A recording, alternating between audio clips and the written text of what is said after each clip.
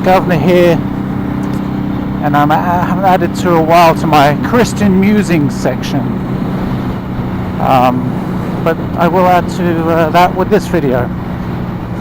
I'm reading Samuel 2 right now. I just finished Samuel 1 because I kept reading and hearing about David, and I really wanted to know more. So a good friend of mine, also called David, pointed me in this direction, but he said to get the most out of Samuel 2, where David's really prominent, you got to read Samuel 1. So that's what I did. Read Samuel 1, learned about Saul and his reign as king, which obviously wasn't very good.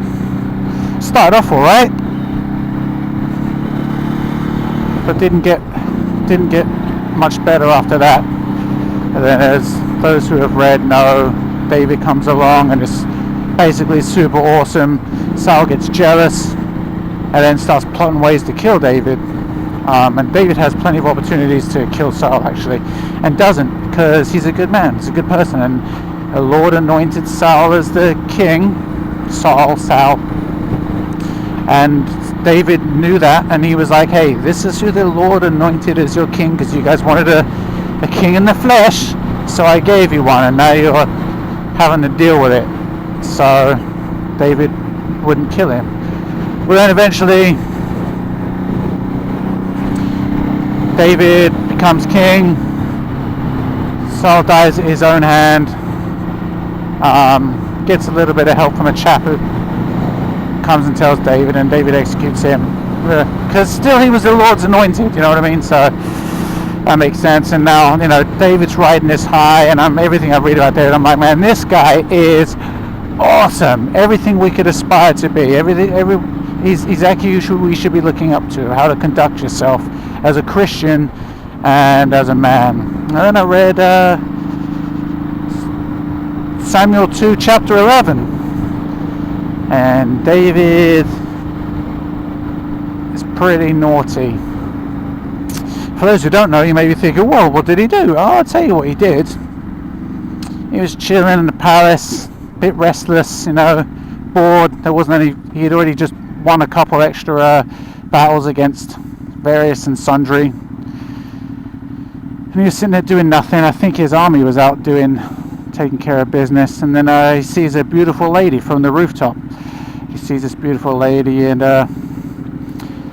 he's like, oh, I want to meet her in person. And I think you know where this is going. So he sends his folks out, and they go grab her and bring her back, and he makes tender but sweet love to her.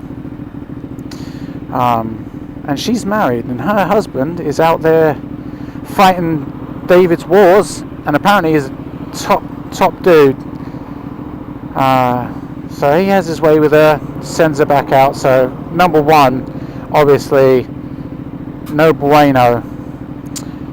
And then he learns that she's pregnant. Well, now the cover-up begins. He's thinking, oh no, I'm in trouble now. I've got to make this look like it wasn't me. Well, too late, man.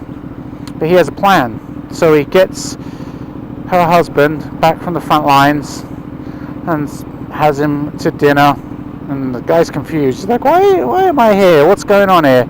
He's like, come have dinner with me, then go home and be with your wife. And the guy's like, hey, my guys are still out on the front lines. I'm not going to do that. I'm just going to sleep here on the floor because it's unfair. It's unfair to them. I shouldn't be getting any special treatment. Top bloke for saying that. And David's like, oh no. So David tries again and says, hey, nah, man, you're good. Go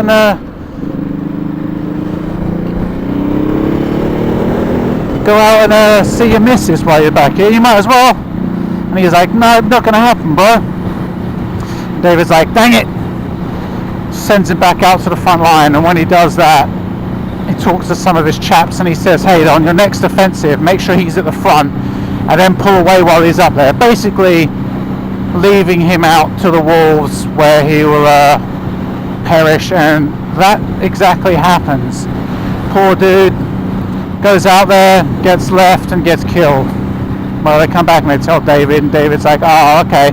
Well, now since his smoking hot missus is a widow, bring her to me, and I'll make an honest woman out of her. And he does just that. gets his lady back and she becomes his wife, and he has kids, and the Lord is not happy, not in any way, shape or form. And this is the first time really that since I've been reading about him, or anyone like with this, that's looked so favorably in the eyes of the Lord, where he made a huge mistake, and then it made me think. I was like, hey, I hit up my buddy, and I was like, oh my gosh, the halo's dropped. This is what David did. He obviously already knows. And he was like, yep, he's a human. And it's a great point. And I love how the Bible is still so relevant today. I've said that before, I'll say it again. He's just a human. He's made a mistake. He's let lust get the best of him. He's seen this beautiful lady, and he has his way with her. And then he goes that extra step further, which is even worse. That's really bad, the fact that he went that extra step further to have her husband killed. And even one chosen by the Lord and that's looked so favorably in the Lord's eyes can make mistakes, because we are all human, and that's why Jesus came for us and he died for us, because we're always going to make mistakes. Now it's how we atone after those mistakes. We have to learn from them, we have to take responsibility for them, and then we have to move on and be an example. And I haven't got beyond chapter 11 yet, but I'm kind of hoping this is what David's going to do. I mean, he's held in such high regard for a reason. So we'll see. But that's where I'm at today. But I saw it as a great point, and I loved making that. I loved talking to my friend about it and making that point. But we are all human, and it's always something I say I need to work on, is my compassion and empathy and stuff like that, and I'll continue to do that. But just a good thing to think about. Nobody's perfect. You're not perfect. We're not all perfect. And if you do make mistakes, you make mistakes. Just take responsibility, learn from it, and move on. And that's about it. Peace be with you. It's the Governor signing out.